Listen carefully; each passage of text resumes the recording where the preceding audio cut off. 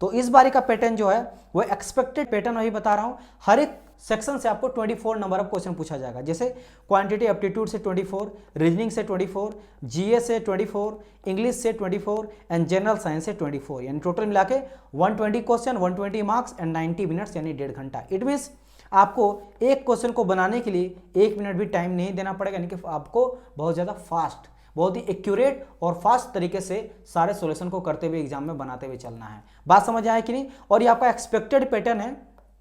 अब ऑफिशियल के थ्रू जब आएगा हो सकता है आगे पीछे तो 2-4 नंबर जो है वेरी कर सकता है, लेकिन हाँ एक ओवरऑल आइडिया लेके चल सकते हो किस तरह का रहने वाला। क्योंकि इससे पहले जो मैंने कहा था कि सेप्टेम्बर 9-8 वगैरह में जो दिया पैटर्न जो था आप लोग का 30-30 अप्रोक्स देखा गया था कि ऑलमोस्ट हर एक सब्जेक्ट से 30 के आसपास क्वेश्चन पूछा जा रहा है। ठीक है, इसीलिए पैटर्न हम लोग ये लेके चले हैं, इसीलिए एक्सपेक्टेड कर रहे हैं, थोड़ा बहुत आगे पीछे हो सकता है। चलिए इतना हो गया। अब हम लोग देखते हैं कि किस तरह का क्वेश्चन आपसे पूछा गया था, ताकि आइडिया पता चले कि भाई जीए से, मैथ से, है ना, या फिर मैं बात करूँ रीजनिंग से, साइंस फील्ड से किस तरह का क्वेश्चन आपसे पूछा गया था, उस सभी चीज़ को देखते हैं। अच्छा, यहाँ पे मैं एक चीज़ आप लोग को बताना चाहूँगा।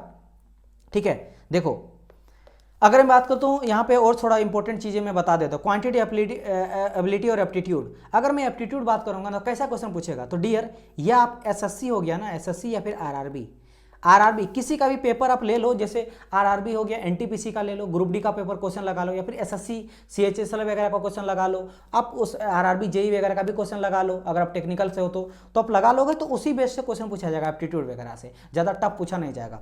अब बारी बात आता है रीजनिंग का।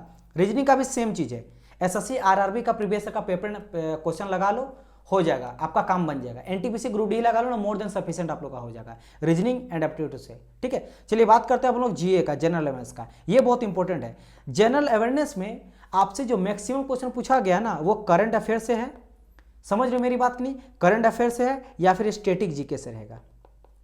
स्टैटिक जीके से रहेगा। स्टैटिक जीके मतलब सबसे लंबा, सबसे चौड़ा, सबसे बड़ा, सबसे फर्स्ट, कोई भी चीज़ फर्स्ट हुआ, या फिर कुछ ऐसा स्टैटिक जैसे कंट्री पूछ देगा आपको, कंट्री का कैपिटल पूछ देगा, है ना, करेंसी वगैरह पूछ देगा, अलग अलग भाई ये बाउंड्री वगैरह पूछ देगा, इस तरह से पूछ देगा, चीफ मिनिस्टर पूछ देगा, अलग अलग स्टेट वगैरह का, समझ रहे हो नहीं मेरी बात की नहीं? पीएम पूछ देगा आपसे, प्रेसिडेंट वगैरह पूछ देगा अलग अलग कंट्री का।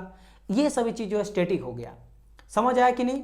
इस तरह का क्वेश्चन पूछा जाता है। एंड अगर बात करेंगे सर जी ये जो आपका है कि आपका जैसे हो गया हिस्ट्री, पॉलिटी, इकोनॉमिक्स और ज्योग्राफी, यहाँ से सर यहाँ से ना बराबर का क्वेश्चन रहता है, मतलब 2-3 क्वेश्चन पूछ लिया ये 24 में। तो मैक्सिमम जो है वो करंट अफेयर और स्टैटिक जीके से आप लोग का रहने वाला क्वेश्चन है। अगर बात करेंगे जनरल इंग्लिश का तो एकदम बेसिक नॉलेज से आपको पूछा जाएगा, बहुत ही आपको डीप नहीं पूछा जाएगा। ये कोई सीजीएल का पेपर नहीं है कि वो इस तरह का काम आपको करना है, बट इतना आपको होना चाहिए कि भाई इंग्लिश आपको पता होना चाहिए, जिसमें पैसेज वगैरह से 100% क्वेश्चन आप लोग को रहेगा, समझ, और बेसिक ग्रामर से क्वेश्चन ढेर सारा आपको रहेगा, सिर्फ आर्टिकल से, पैसिव वॉइस वगैरह से, एक्टिव वॉइस से, एनोनिम से, एंटोनिम से, ये सब से मैं आपको दिखाऊंगा। एंड अगर बात करें साइंस से तो अप टू 10th तक का साइंस आपसे पूछा जाएगा, up to 10th NCERT based आपको साइंस यहाँ पे पूछा जाएगा। तो ये तो हो गया पैटर्न।